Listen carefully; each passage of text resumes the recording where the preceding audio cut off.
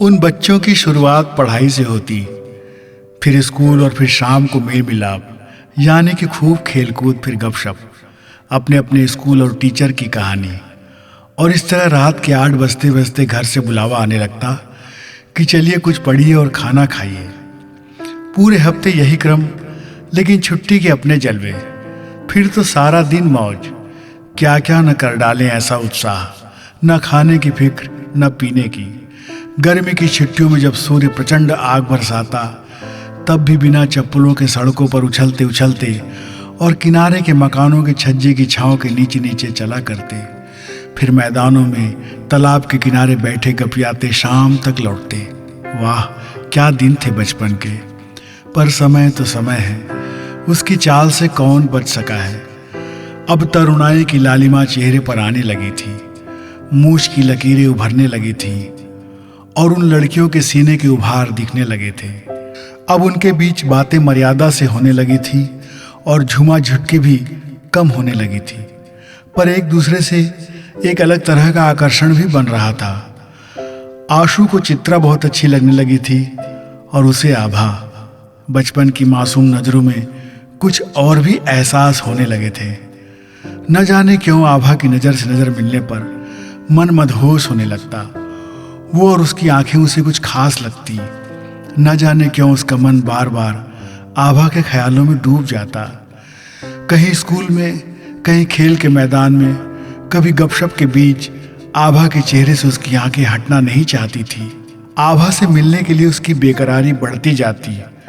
वो कभी किताब लेने तो कभी होमवर्क की कॉपी लेने के बहाने उससे अकेले में मिलना चाहता, उसके पास रहना चाहता। जब उसके पास होता तो नव यौवन की एक अलग तरह की खुशबू उसके नथुने में आती और उसे मदमस्त कर देती।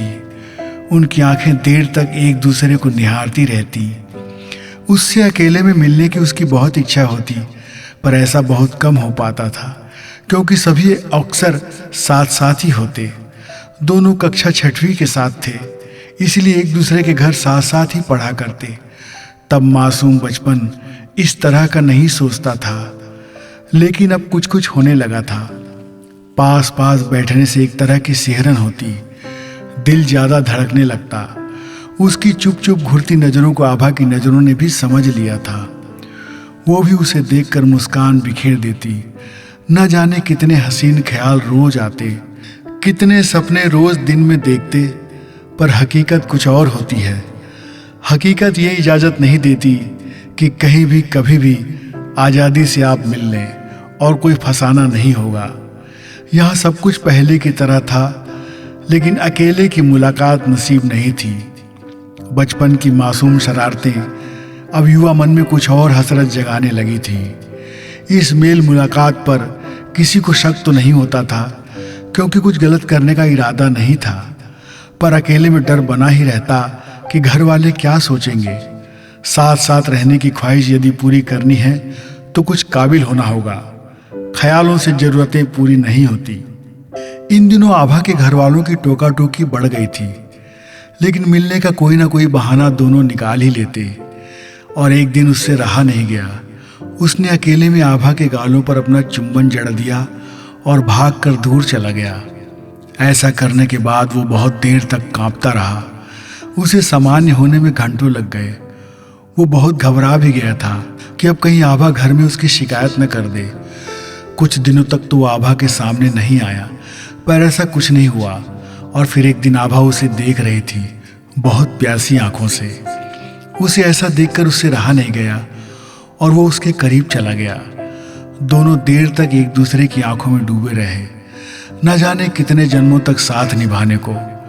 अब उनकी मुलाकातें होती, प्यार की नई नई कल्पनाओं के साथ वे बतियाते और मिल जाने की हसरत लिए एक दूसरे को भरोसा देते कि कल कुछ अच्छा होगा। कल की बेहतर उम्मीद लिए वे उस हर पल को जीने की कोशिश करते।